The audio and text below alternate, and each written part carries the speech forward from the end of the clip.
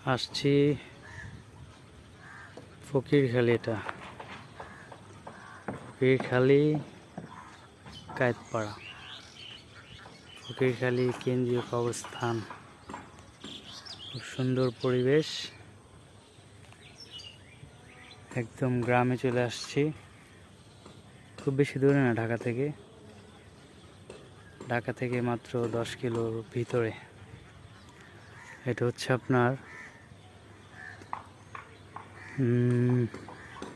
উত্তর বাড্ডা দিয়ে ঢুকে সাঁতারকুল হয়ে আসতে হয় ফকিরখালি।